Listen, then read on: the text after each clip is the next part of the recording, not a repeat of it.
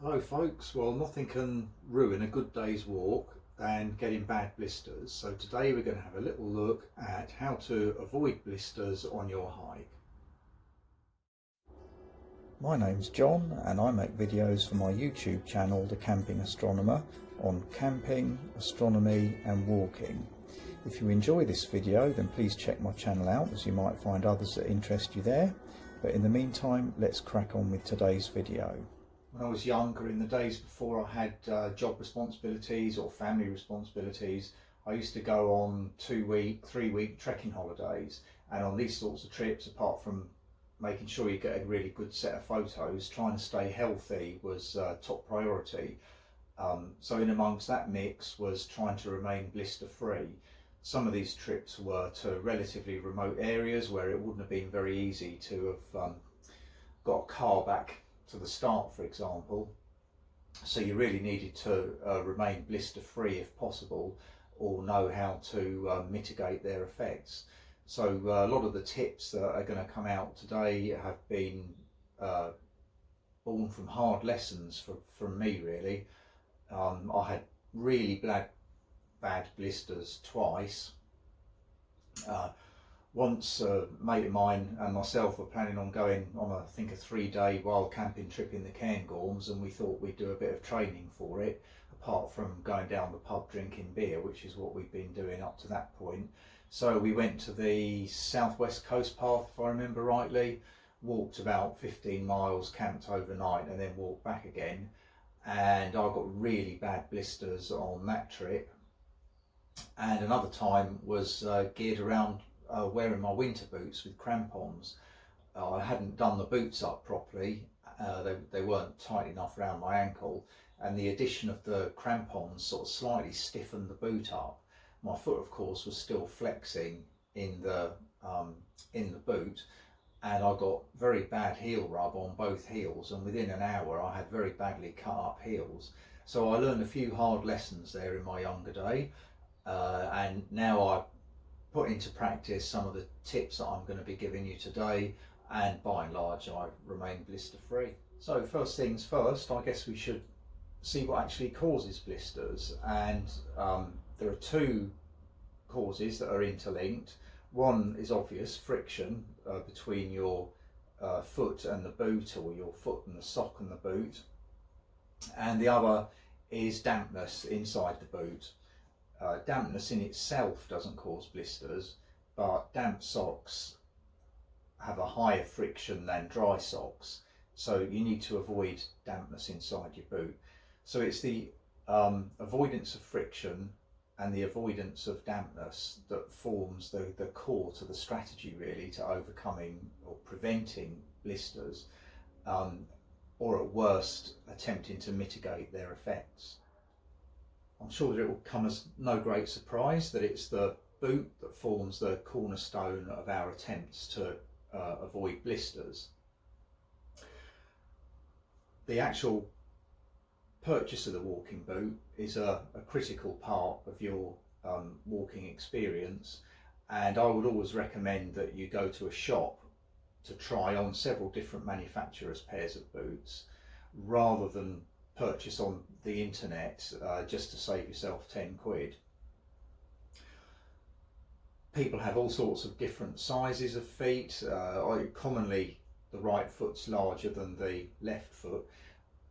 You've got different widths, different arches, and this means that different manufacturers of boot will suit you better or worse than other manufacturers, and you really need to try on several different pairs of boots in order to get a feeling for what's going to suit you best.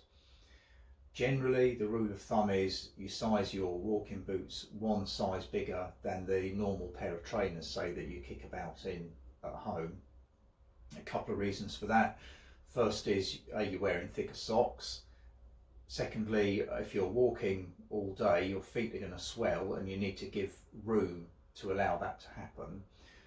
And thirdly, you need to keep your toes away from the end of the boot, so that when you're going on a long downhill, your toes don't impinge on the end of the boot, and worst case, you end up losing your toenail. So the best thing to do really is to go into a shop and physically try on different pairs of boots and pick the brains of the shop assistant. The chances are there'll be people in the shop who actually do go walking and can give you some sound advice based on their own experience. Most boots nowadays will purport to be waterproof and breathable, and the general rule for low to mid-range boots is the more money you spend, the greater the breathability and the greater the waterproofness of that boot. So given that what you're trying to do is to prevent dampness inside the boot, because that will increase the friction with your sock and will increase the chance of blisters, I would always say to buy the best pair of boots that you can afford, really, within reason, for the application that you're planning on using them for. Once you've bought your boots, it's perfectly possible that one boot feels slightly too big for you, because the chances are you've got one foot that's bigger than the other, so the smaller foot will have a boot that feels a little bit big on it. And what you want to do there is to walk around with the socks that you're going to be using at home and look to see if you've got any heel lift, whether your heel rubs against the back of the boot or not. If there is any significant heel lift, then what you want to do is to investigate a lacing pattern called heel lock lacing, and you may have come across my earlier video on lacing tips. I'll put a link to it in the description down below, but we'll have a little review of heel lock lacing now. So heel lock lacing then, just as a quick reminder, really you do your normal lacing up to a point where you have two eyelets left at the top of the boot, and at this point you tie a knot over, an overhand knot, as if you were going to be tying a normal bow, but you actually pass or go round once more to create a double overhand, and then you pull this tight, and this is called a locking knot. You can see there that's not come undone. We then run the lace vertically upwards on each side,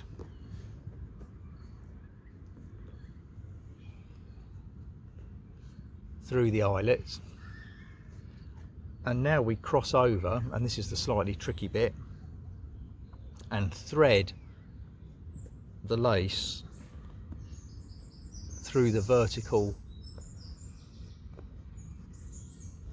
run that you can see here. This is a little bit tricky because the lace does have a tendency to come out when you're doing it, and you do the same on the other side.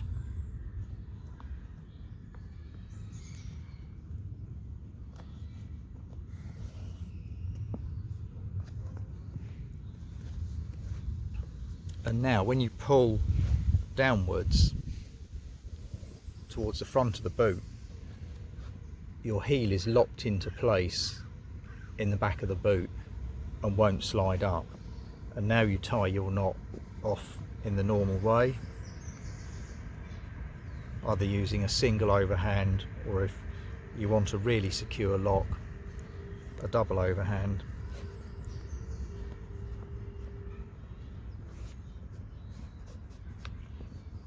So that technique should reduce the risk of heel blisters, because your heel simply won't be able to slide up and down the back of the boot.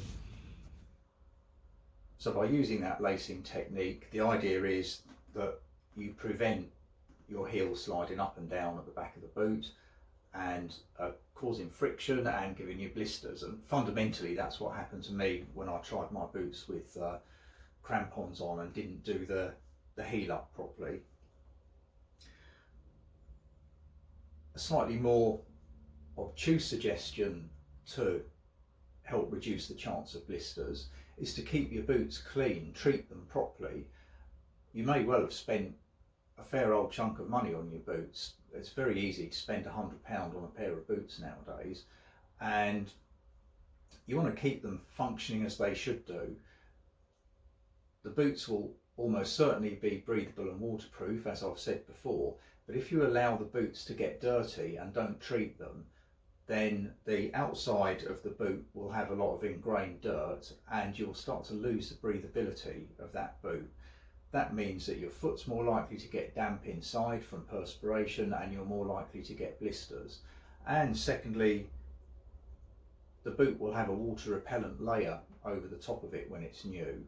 That scuffs off and you need to replace and reproof that layer every now and again, so that water, when it lands on the top of the boot, just rolls away instead of sinking in and wetting the material out. If you do those two things, your boot should last you years, and again, you'll be reducing the chances of getting blisters. So the next obvious thing to target is our socks. So that's what we're going to have a little look at next. So the trick with socks is to wear 2 pairs of socks rather than, say, 1 thick pair of socks. But it's not just any old pair. What you want to do is to wear a thin liner pair of socks next to your skin, and these are typically quite tight fitting and are highly breathable. And then over them you put on your normal walking socks. These happen to be a lightweight pair because I'm filming this in the summer and it's still quite warm, but you'll notice that even when it's quite warm, I'm still wearing 2 pairs of socks. These socks here are a merino wool blend, and they're chosen because merino wool is particularly good at wicking away moisture. What we're trying to do is to get the moisture that's coming off your feet away through the socks and ultimately through the boots to the outside world, so you don't get damp on the inside. But there are nowadays synthetic alternatives to merino wool, but you want to be buying these socks again from a hiking shop. The liner socks are specifically called liner socks. You don't just want to wear your ordinary pair of cotton socks that you wear to work. They'll retain the moisture and not let it go, whereas these here are specifically designed to release the moisture. And the same goes for the outer pair of socks as well. You can see here that these liner socks are actually quite close fitting, and that's the whole idea. They're supposed to stay in place on your feet regardless of any rubbing that might be going on between the outer sock and the boot. So the idea is that any rubbing that may be going on as the sock slides against the boot and against your leg, is the rubbing works like this, and it just slides against that sock there rather than up and down against your leg or your heel, which is where you'll end up with blisters on your heel or under the ball of your foot or around your toes. And this is a really good technique. This works brilliantly well. Okay, so we've got our boots sorted, we've got our socks sorted, and now it's time to head out for our walk. So what do we do during that walk in order to minimise our chances of ending the day with bad blisters?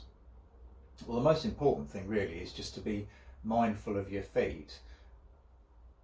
The early stages of a blister, before the blister appears, is a kind of hot spot appearing on your foot. So that's what you want to keep your eye open for. And as soon as you feel that hot spot, it doesn't matter whether your lunch stops in just half an hour, as soon as you feel it, you need to stop and get it sorted, because that will pay dividends later on in the day. And there are a few things that we can do to deal with the embryonic blister that we've got that means that we're going to get to the end of the day without too many problems. So as soon as you feel a hot spot somewhere on your foot, whether it's your ankle or your ball of your foot or wherever, you want to put some tape over it to protect it. Now I tend to use this stuff here called rock tape, but you could equally use moleskin. I use this rock tape stuff because I find it stays on my feet for much longer. Typically I can get anywhere between 4 days and a week with this put on my foot. And when you cover your hotspot with this stuff or moleskin, basically that should prevent the blister from arising, because the hot spots are kind of just a warning that you're going to get a blister. If you know that you're prone to get blisters in certain places on your foot, then a good trick is to actually apply this stuff before you go for the walk. And I've done that many times, and it works an absolute treat. Sometimes, despite your best efforts, you still end up with a blister, and in those instances I tend to use a specific blister plaster. I use ones made by Compeed. They're essentially almost like a little gel type of plaster. They're very sticky on one side. They go over the blister, and if the blister bursts, they will absorb the liquid that comes out of the blister and help prevent it turning septic. They stick really well, typically for several days, and the idea is you don't peel them off, you wait for them to come off of their own accord. Sometimes in extreme cases I've actually used one of these Compeed things and then taped the rock tape, blister tape over the top of that, but I don't really think that's a necessary thing to do. But these things work really well, and they take away quite a lot of the pain associated with a blister. So the final thing we can do while we're actually on our walk is to take a spare pair of socks with us.